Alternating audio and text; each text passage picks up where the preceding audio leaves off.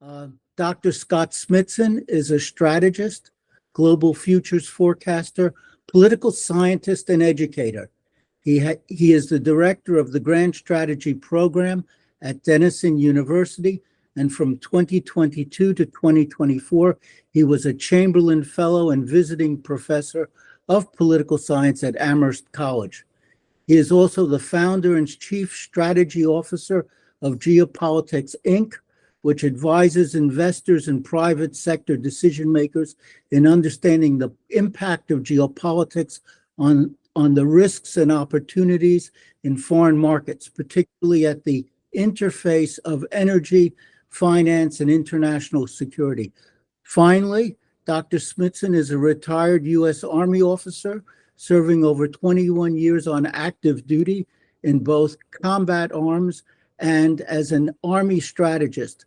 His final assignment on active duty was as the strategy chief at the U.S. South Command, Southcom, which is the lead headquarters for all DoD activities, exercises, and engagements in Latin America and the Caribbean. I am delighted that Scott will be addressing the Mackinder Forum again. The title of his talk is Latin America, Geostrategic Importance, Assessment, and Update. Welcome, Scott. Thank you for joining us.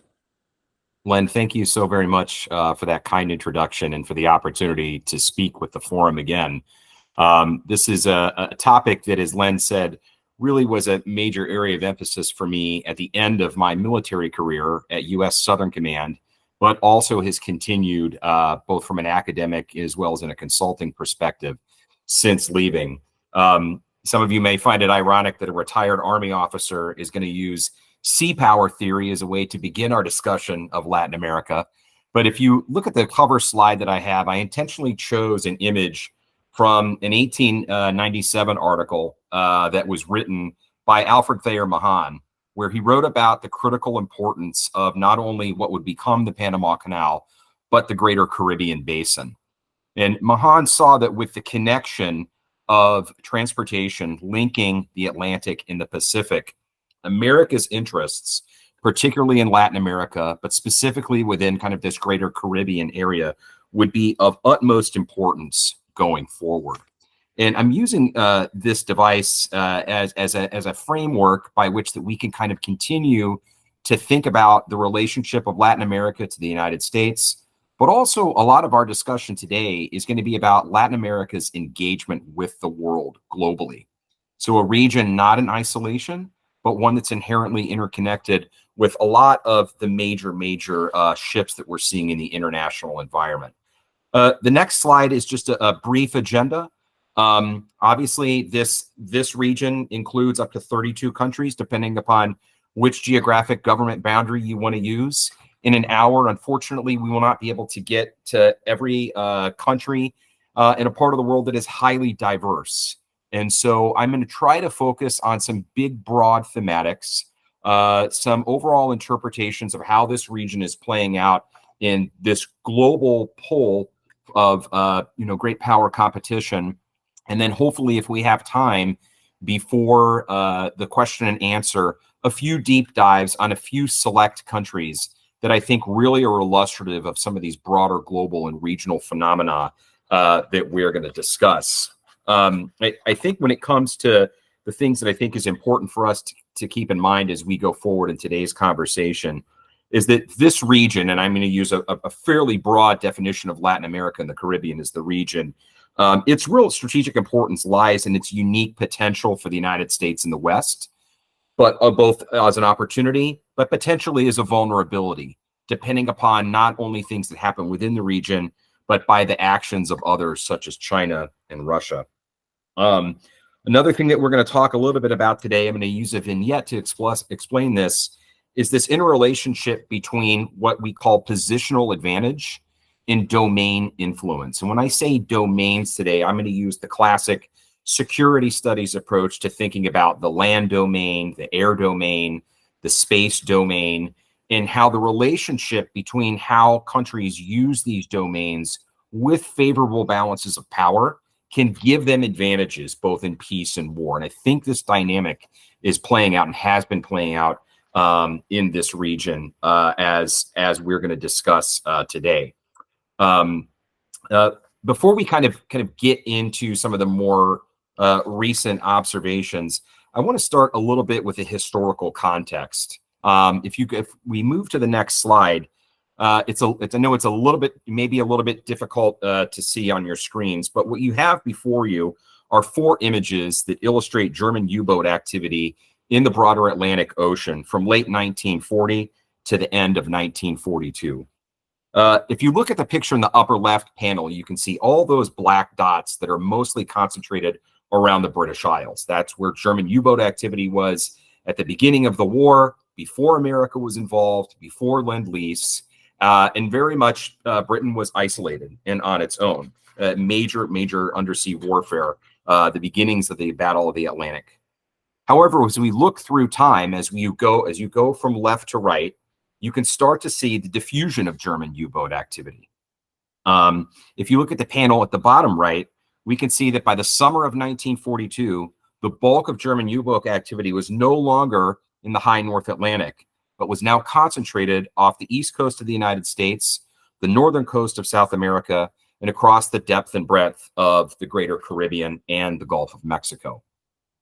You go to the next slide. This shows specific U-boat coverage in the Caribbean basin. Why were the U-boats such a challenge? And how did this impact American grand strategy for the war?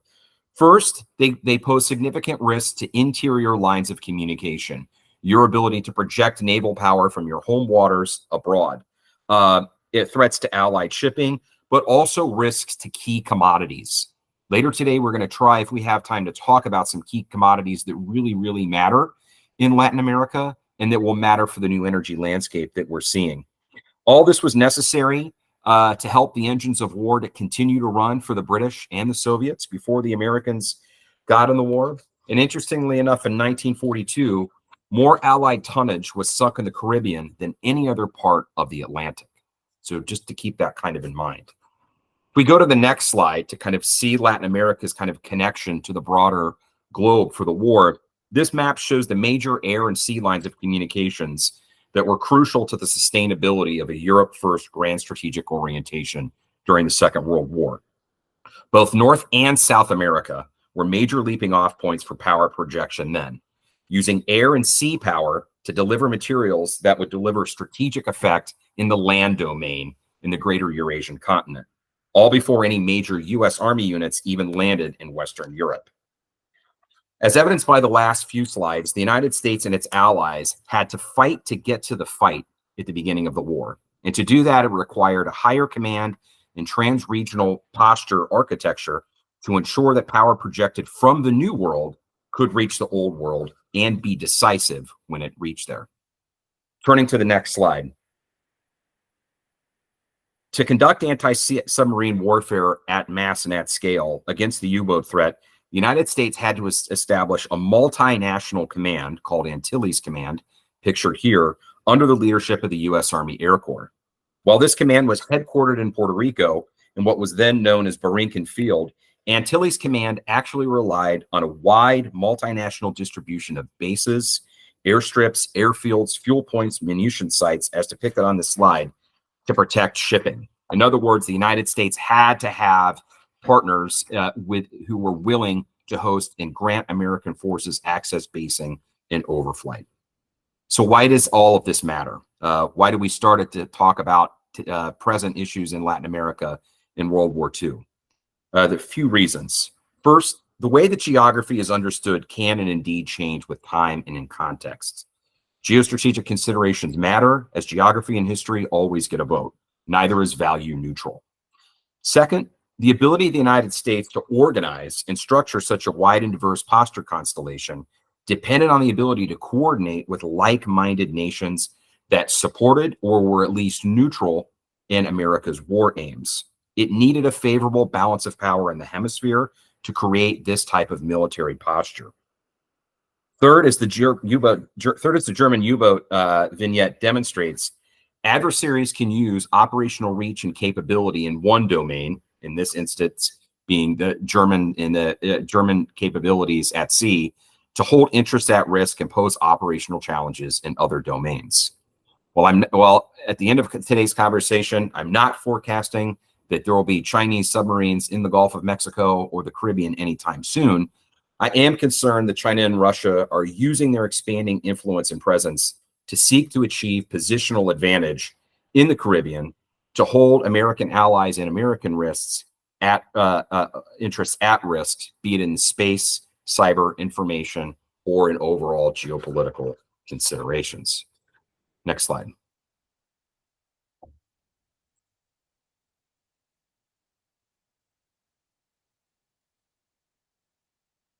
So this map here lays out the Latin America's kind of deep connections within the Western Hemisphere, but also globally. Latin America and the Caribbean plays a valuable role in the United States geoeconomic and geostrategic security. On the left of the image, hopefully you can see how the North America is inherently interconnected in all domains to Central and South America: air, land, sea, cyber, and space. Trade is also a major crucial area. From 2013 to 2017 alone, the United States trade with this region exceeded 3.5 trillion. Later on, if we get a chance to talk about Mexico and our trade with Mexico, there's some interesting data that we can kind of get there as well. Even though that many of these countries are within the hemisphere of the United States, of where the United States lies, as you can see on the bottom of this slide, there's a series of malign actors: Russia, China, I believe, Iran, as well as destabilizing states within the region that pose significant challenges. And we're going to kind of get into why that is going forward. Next slide. When you try to take stock of this region, and again, as I said at the very beginning, we have to be careful to not make overgeneralizations. There are some important kind of macro patterns that I think are worth identifying and taking a look at. The data that you see here, these are heat blooms of political violence and demonstrations and different types of conflict from the ACLED data set. The image on the left, the last that has been fully aggregated, was from 2019. The image of the right is just incidences that happened in June of 2024. Why is this? What are the things that we're seeing? Corruption of political and economic elites are continuing to drive severe inequality and social unrest. And it's very hard to see where the incentives, other than maybe punitive actions, will come for those elites to affect positive change. Countries like China are taking advantage of this, given the lack of accountability and transparency. When we talk about Venezuela later on, I'll kind of expand this point a little bit more. COVID-19 had and continues to have a significant impact, not only as a health crisis issue for Latin America, but also a political crisis and a crisis of confidence in existing governments. And we'll talk a little bit more about that later. But the challenge of both political violence and violence in general is one that significantly impacts this region. Latin America constitutes only 8% of the world's population, but last year, this region constituted 37% of all homicides in the world, to give you just kind of an idea.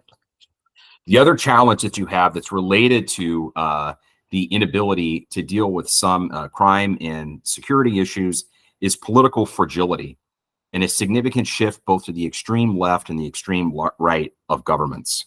All of this becomes a major obstacle to collective action, and it allows organized crimes and non-state actors, some that we'll talk about in today's discussion, to continue to grow and have significant influence.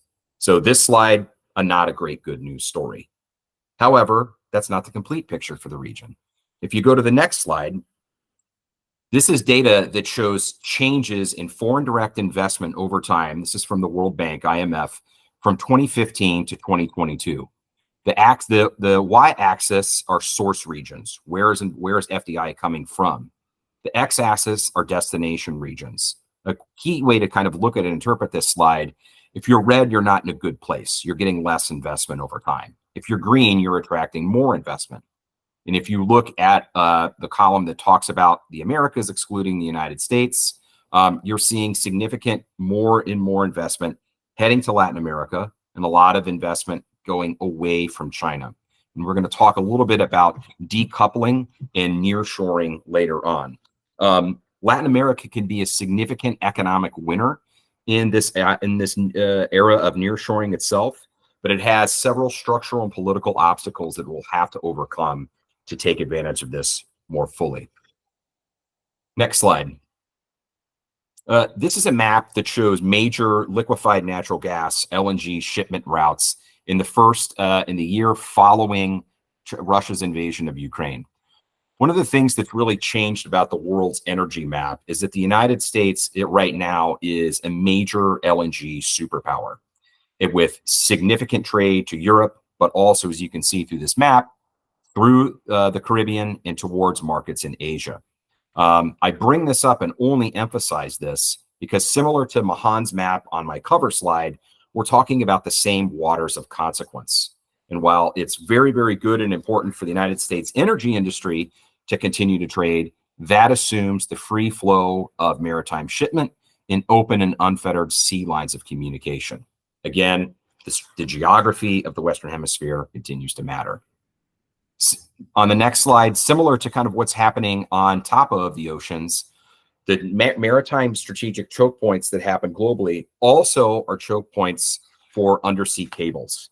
90% of all internet data comes from undersea cables. So almost all the transactions that we do collectively are not based on satellites. They're based on things on the ground. And as we know from looking what's been happening in the war in the Middle East and some of the suspicions that the Houthis have done things to disrupt undersea cabling, this could be a concern in the Western Hemisphere as well. Much like LNG, the greatest concentration of underwater cabling goes from the U.S. Eastern Seaboard to Europe. But you can also note that there's significant undersea cabling concentrations in the Caribbean and on parts of the coast of South America. On the next slide, turning to kind of geopolitics, I mentioned a little bit ago about how the energy map has changed because of the war in Ukraine. One of the things that we're also seeing, and I know many of you who are logged in here are aware of this, the world is beginning to see significant geopolitical realignment. Some say it's between the United States and the G7 countries against China and Russia. There are debates on kind of how many nodes there could be if we're in multipolarity. But this is an image that RAND put together a recent report on trying to measure geopolitical alignment. And they chose 20 countries. And what they kind of identified were kind of three major blocks. Those were aligned to the United States and the West, those that were kind of more and more in the orbit of China and Russia, but then a group of countries that they call the hedging middle. And I'm bringing up the hedging middle because some of the largest countries in Latin America are in this hedging middle quality. You can kind of see the tiny little flags of Brazil and Mexico here. I only bring this up because there are many countries in this region that are in this position, trying to have a way to balance their relationships between East and West. The question is, how will they be able to do that? And can they do that effectively? Next slide.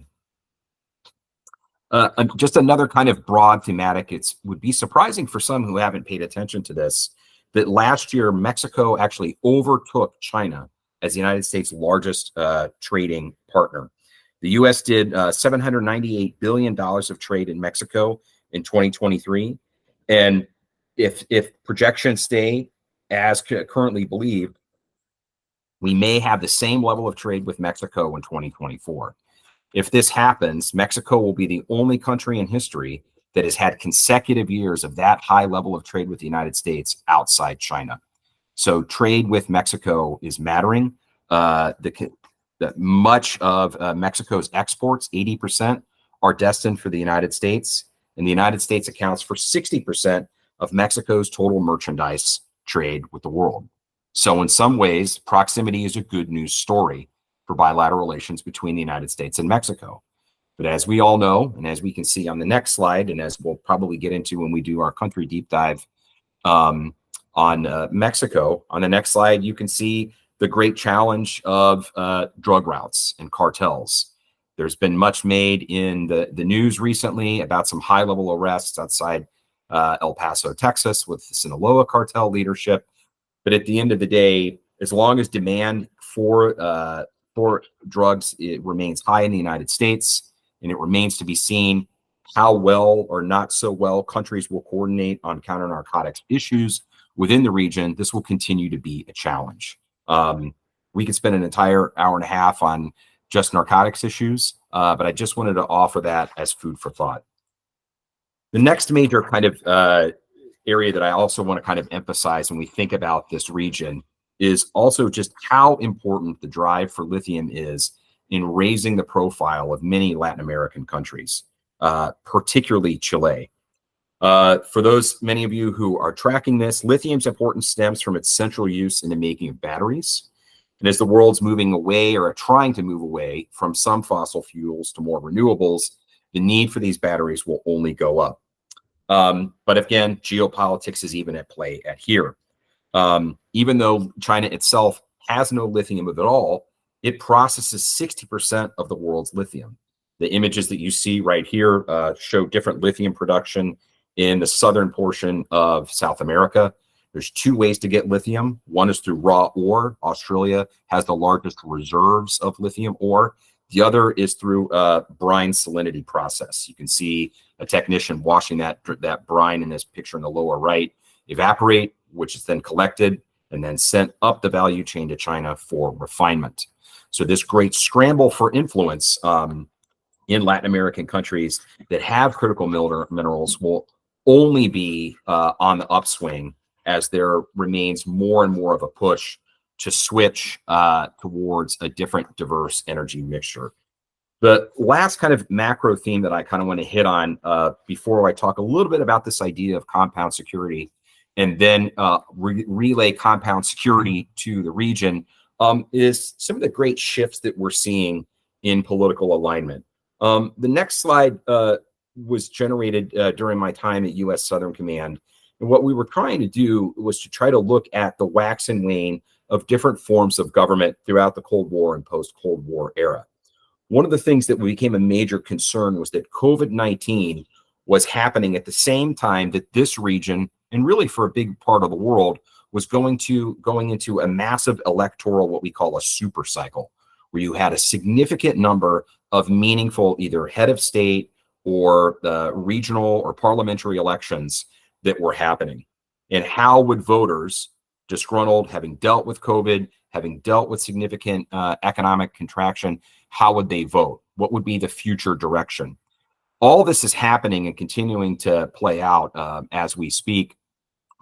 While what was once seen by Samuel Huntington as kind of the vanguard of democratization, Huntington wrote about what he called the third wave of democratization. So near the end of the Cold War, a significant number of countries in Latin America switched from being dictatorships to being full democracies. But one of the things that we're seeing in Latin America, as we see in other parts of the world, is significant deficits in democratization.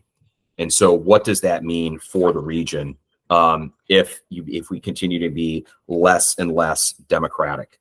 Public confidence, according to the New York Times, public confidence in democracy as a form of government has declined to its lowest levels in 25 years. And if you look at polling that's done throughout the region, there's deep concerns about the kind of government that's there. How does this relate to great power competition? The weaker, the more corrupt, the less likely are the countries have faith and confidence in democracy, the more likely they can be to fall under the sway and influence of other external state actors like Russia and China. Next slide, please. So I wanted to just offer, for some of you who may have had the opportunity to look at some of the writing that's been done in the past, I wanted to offer really quick one of the theoretical frameworks that I use in my work, and I've had the privilege to support Isaiah Wilson, who I believe is dialed in right now, in this idea of compound security. And in this conceptualization of compound security, there's a few different characteristics. One is the fact that there are problem sets around the world that are multifaceted, and that because root cause issues are never fully addressed in foreign policy, they persist. Another major area of importance when it comes to compound security is this idea of significant interaction between different policy sets, right? So we're going to talk a little bit about Venezuela later today, and Venezuela itself is a democracy challenge. It's an energy challenge. It's a human security challenge, right? 8 million Venezuelans have fled that country in the last 10 years. And so this idea of compound security, you have wicked problems that are everywhere. The other thing that's a major characteristic of compound security is that there's a specific geography to how these things play out. And I believe that's on the next slide. Yeah. And in our work on compound security, there's been this idea or this acknowledgement that these vectors of instability tend to concentrate at key points globally that matter, right? We call these nexes. And these nexes tend to coincide with major either civilizational fault line areas, but also areas of huge geoeconomic performance and consequence.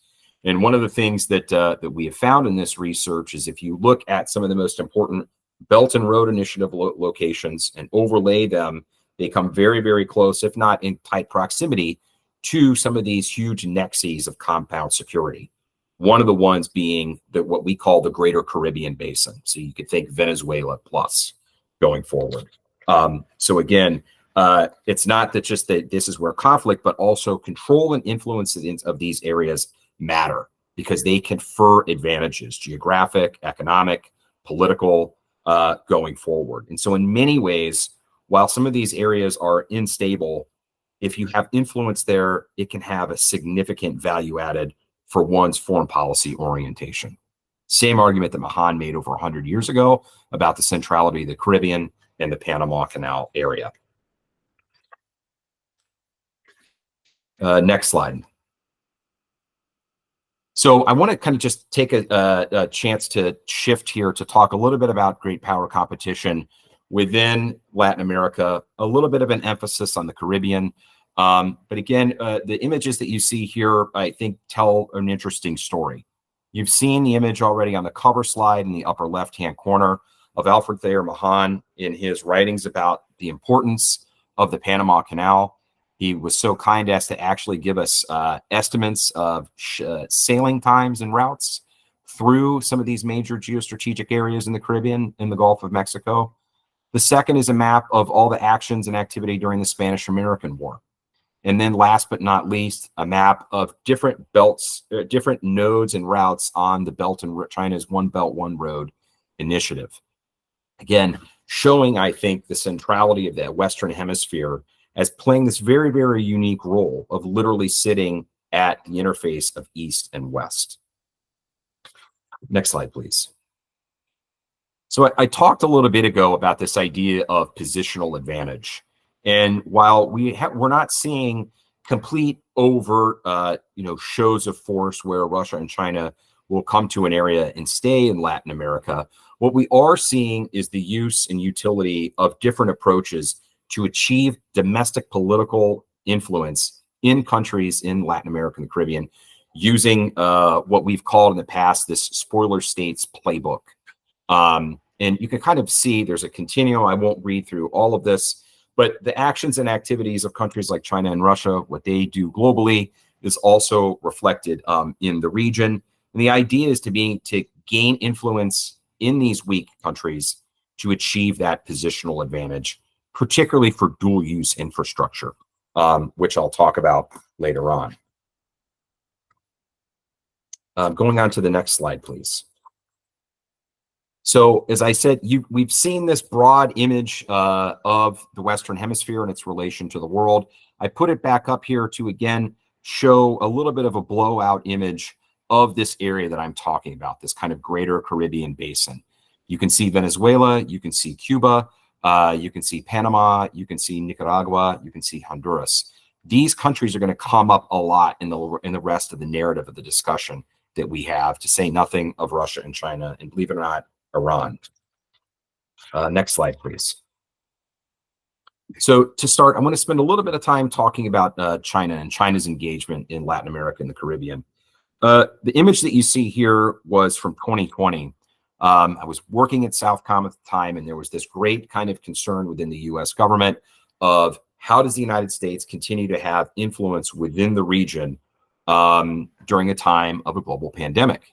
And this was happening at the same time that China and Russia were in the region, finding ways to secure loans to distribute the Sputnik vaccine and the China's vaccine well before the United States vaccines were there. And I found this is interesting. This was a released image of a Zoom call between the former Chinese Foreign Minister Wang Yi and other foreign ministers of Latin American countries who were negotiating the granting of $1 billion loan from China to then allow those countries to buy Sinovac from China going forward. And I thought the way that the pictures were arranged with China in the middle in many ways is reflective of this idea of a Sino-centric global order. And we see this playing out even in Latin America. Going to the next slide. So a little bit of data and figures for you here on China's interests in engagement. I just want to kind of identify many of the things that we kind of see happening. We have 19 Latin American and Caribbean nations now participate in Belt and Road. Even countries who do not participate in Belt and Road, like Mexico, do significant trade with China. 25 out of 31 countries in the region host Chinese infrastructure projects. And many of those projects, China is now also the region's largest investor and creditor, right? Many of these investments, as we'll talk about later, have significant strategic value from future military uses. These investments, and we can see on the next slide, like into ports and infrastructure on both sides of the Panama Canal, could enable the Chinese military to threaten sea lines of communication and global commerce. Another problem set that I'm going to discuss in a subsequent slide is the issue of predatory resource extraction, particularly illegal fishing. The other thing that's also driving significant Chinese attention in Latin America is in the southern cone, so the region of South America where Chile and Argentina and Uruguay and Paraguay come together, because that area really, really matters for space tracking and for satellites. And so there is a significant emphasis by China on enhanced space tracking technology in Argentina. You can see a picture here in the lower right-hand corner, but this is also happening in some other areas. When we talk about President Milei in Argentina, though, later on, it's interesting to kind of see the tack line that he's taking right now on this issue. So more to come.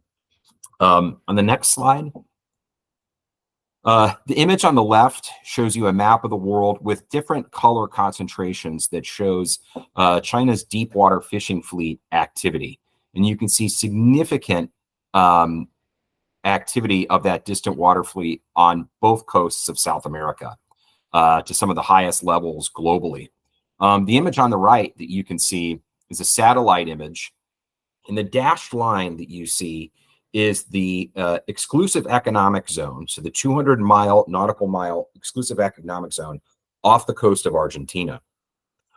By international law, the exclusive economic zone of any country can be used however that country sees fit. You basically get right to first refusal on things like fishing, mining, what have you. That concentration of white dots that you see, those are Chinese commercial fishing ships.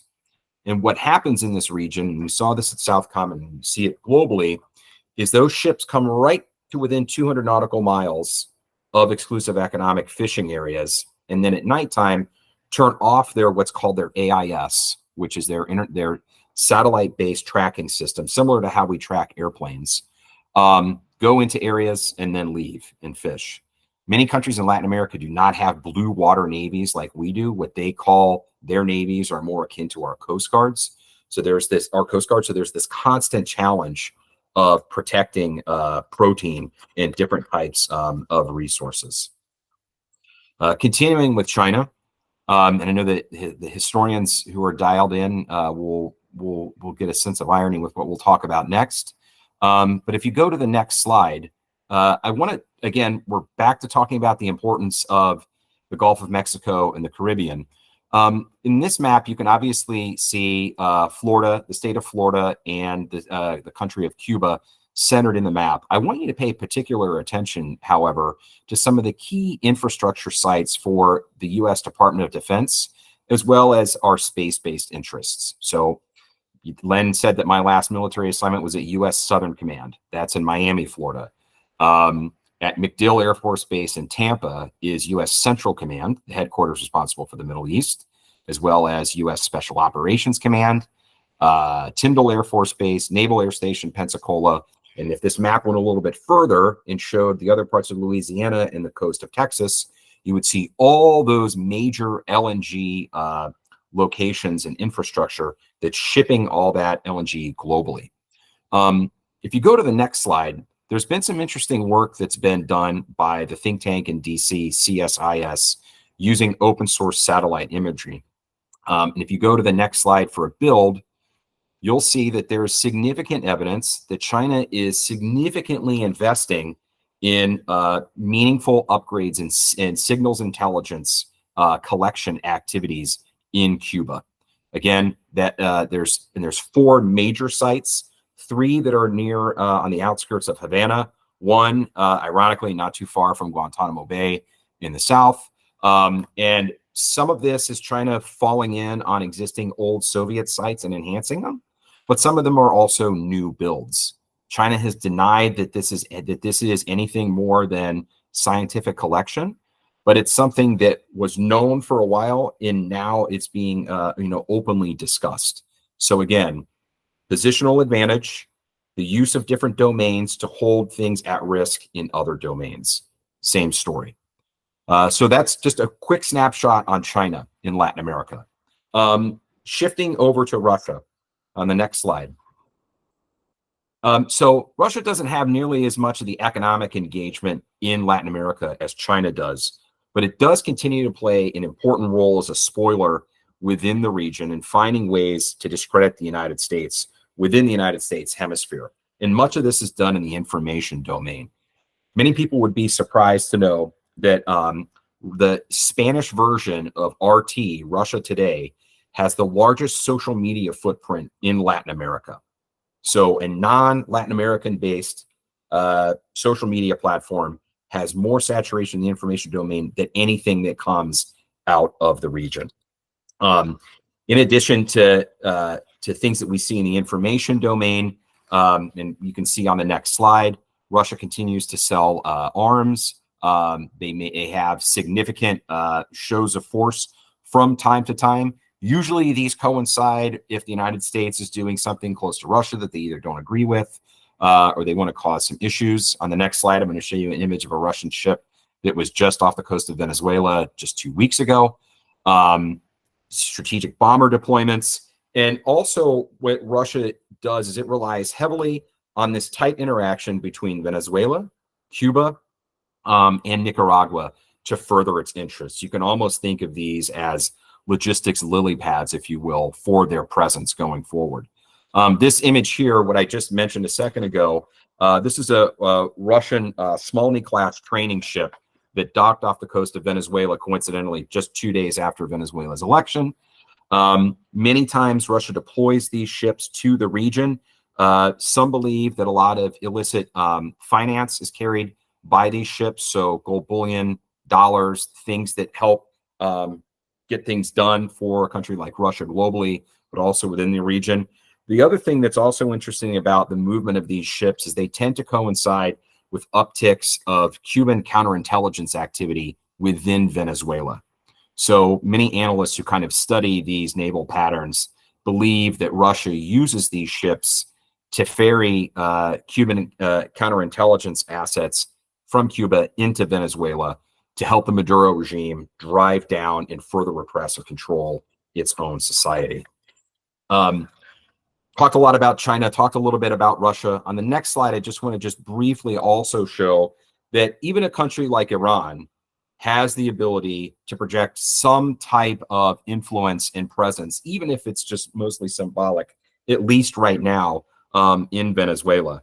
In January of last year, the Maduro regime actually commissioned that this mural be painted in Caracas. So the picture on the left, for those of you who don't follow the Middle East, This is a picture of the former leader of the Islamic Revolutionary Guards Corps Quds Force, Qasem Soleimani, and the picture on the right of Hugo Chavez. So one would at first say, how is there actually any connection? How do you have any type of alignment between two very, very different types of countries and two very, very different types of regimes? But again, it's this ability to harvest resentment, to drive, to find opportunities to push back against the collective West, and also to kind of create this idea of a pushback against American interests that kind of really drives these things that we see. The one thing that I would want to point out, this year marks the 30th anniversary of one of the most deadliest Lebanese Hezbollah actions and activities outside the Middle East, and that was the bombing of in Buenos Aires in 1994 of the Israeli embassy and a synagogue there. The president of Argentina, Javier Milei, has committed to reopening the investigation of what happened there. It still remains a sensitive issue within Argentina. And if we have time during the Q&A, we can talk about that.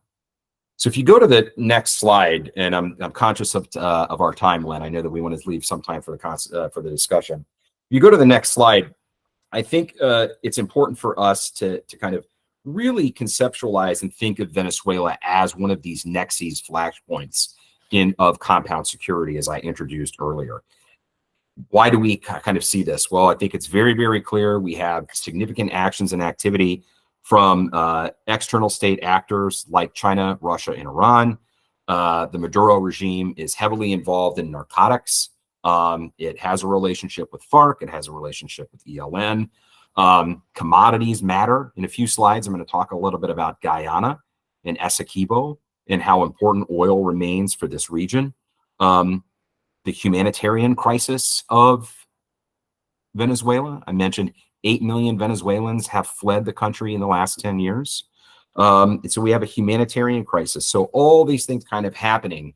And so a country that on some levels is weak and having a lot of internal problems presents an opportunity, a permissible environment for countries like Iran and China and Russia to exert influence within the Western Hemisphere.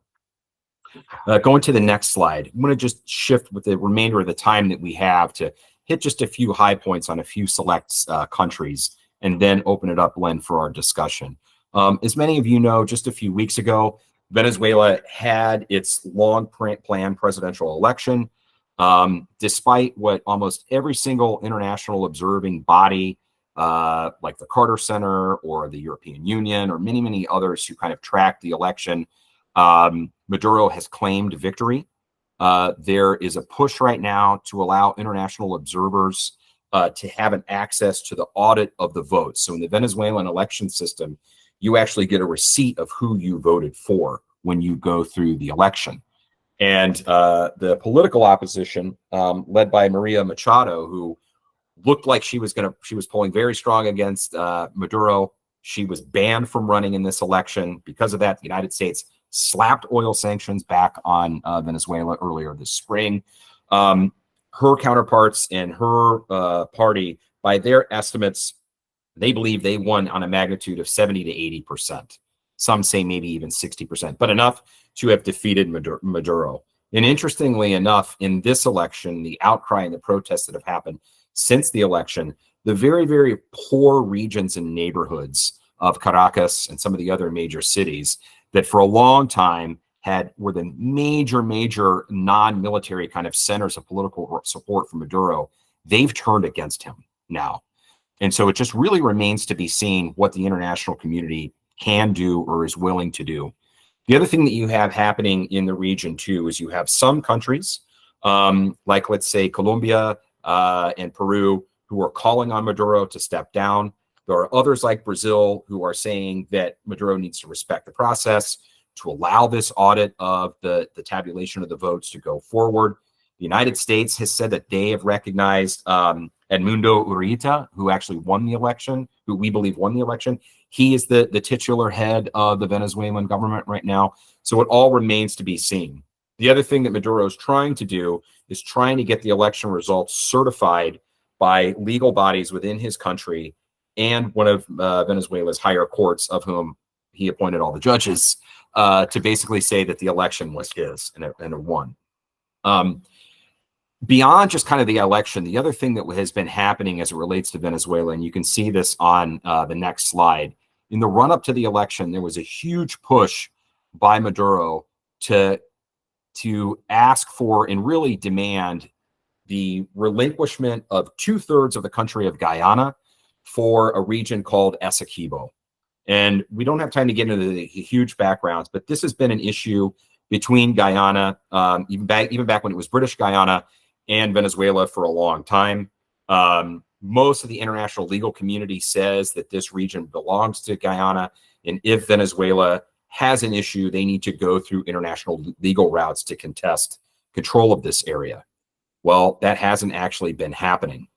And in fact, Maduro, in the lead up to the election, has threatened to invade and reoccupy parts of the Essequibo region, to kind of reinstill the territorial integrity of Venezuela. If you look on the next slide, this image that was painted on the deck of a Venezuelan naval vessel shows kind of greater Venezuela to include the Essequibo region of Guyana. Well, Essequibo itself is mostly rivers and swamps. So the question is, beyond just maybe a nationalistic call for land, what's really driving this? And the image on the left is what's really, really telling. So off the coast of Guyana in about 2016, 2017, a significant number of oil reserves were discovered by Shell and a few other oil companies. And so since, and it's called the Starbuck block, and these reserves this oil is actively being pulled up and refined and sold, and it's allowed Guyana to have the fastest growing economy in the world. So over the last 2 years, Guyana's GDP has increased at a significant rate, and it's because of this oil, right? Since the election, you haven't heard a whole lot of Maduro or the regime talking about Essequibo.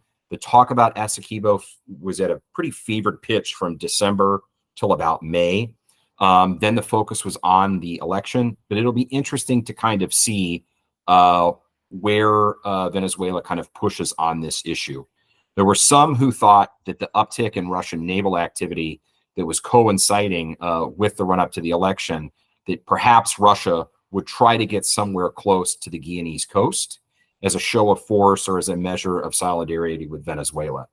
The U.S. government has actually stepped up its defense collaboration with Guyana to include partnered air flights and a lot of consultations. So again, an area for us to watch on. This hasn't exactly, though, been completely empty bluster. If we go to the next slide, this is another series of images that CSIS has put together. So the if you want to call it the border or the area between Venezuela and Guyana, where Essequibo sits, it's separated by a river. And that river itself has a series of decently sized peats of land. And this is a place called Anacoco Island. In this spring, Anacoco Island saw a significant increase in Venezuelan military buildup in infrastructure. Now, as I said before, this is all swamp area. It'd be very, very hard to kind of do anything there. But Maduro has been showing that he's increasing military presence there, as well as things off the coast as well, with some river patrols in international waters as well. I'll go to the next slide, and then I'll probably hold off on any discussion on Haiti and Argentina for in the Q&A. But I wanted to kind of end with our discussion of Mexico. You'll recall earlier on in my presentation, I talked about Mexico as playing an essential role for American trade and investment, it being a major partner. It also has a lot of Chinese interests. And it's also one of the countries I said that was in that hedging middle geopolitically, but also a country that had a consequential election this year. In the picture that you see in the upper left-hand corner, this is the president-elect. She won't take over until November. Claudia Sheinbaum. Claudia Sheinbaum will be replacing President Andrés Manuel López Obrador, also known as AMLO. She's also made history as Mexico's first female president and the nation's first Jewish head of state. Very interesting for a patriarchal and Catholic country. She's now the de facto leader of one of the newest and most powerful political party in Mexico, Morena, which was actually founded by AMLO in 2014. She's a former mayor of Mexico City, a protege of AMLO, an engineer by trade, educated at least a little bit of time at Cal Berkeley. As president, she faces, though, a significant set of challenges. Her predecessor, López Obrador, had to do a fine balancing act, keeping competing factions of his party in line, maintaining the country's some level of stability against criminality and counter-narcotics groups, protecting the idea of national sovereignty, engaging with his relationship with the United States, and trying to deal with issues of drugs and commerce. And so she's inheriting that. But much as I kind of said at the beginning, for Mexico's challenges, it also has great opportunity. Mexico is the second largest economy in Latin America. It's the most populous Spanish-speaking country in the world, and the third most populous country in the Western Hemisphere. Much as how Mahan talked about the favorable geography of the Isthmus of Panama, that Mexico has the same advantages. It can be a linchpin of maritime trade, and it is also a commodity power of consequence. It's the world's largest silver producer, the seventh largest copper producer, and amongst the world's 12 largest petroleum producers and growing. When it comes to lithium, as I talked about earlier, the president of Mexico, AMLO, actually talked about creating a lithium OPEC with other Latin American countries. We haven't seen that yet, but this idea of trying to nationalize commodities and find ways to influence them economically is a thing. If you go to the next slide, and I'll probably end with this slide, Len, so we can go to Q&A. One of the many reasons why Mexico has this potential to be a nearshoring winner. So as Western firms look to kind of decouple or at least buy down risk of their supply chains from Asia and bring them towards Latin America, is its geography, right? Mexico shares a border with the largest economy in the world. It's rare in the fact that it has coasts on both the Atlantic and the Pacific. And it also has the potential to offer an alternative to the Panama Canal. One of the major areas of emphasis for AMLO, and Claudia Sheinbaum has already committed to continuing this, is the support for something, and you can see it on the map here, called the Trans-Isthmus Corridor, the TIC, which is a massive trade and logistics zone that's about 200 miles wide in the southern portion of Mexico. The idea is to create a multimodal logistics route that can connect the Gulf of Mexico to the Pacific and vice versa, and find ways, while it probably will never be able to completely replace the Panama Canal in raw tonnage, it will be able to do something that the Panama Canal can't do right now, and you can't do outside the Bab el-Mandeb either, or other strategic choke points, which is reliable throughput for goods. The Panama Canal is having challenges right now when it comes to the fact that it cannot handle the trade volume that it had before because of so much disruption from the Bab el-Mandeb needing to find new routes. The other challenges that it had is many of the locks that operate the Panama Canal do not use seawater, they use fresh water. And with climate change and significant droughts, Panama is struggling to keep up with the demand of shipping.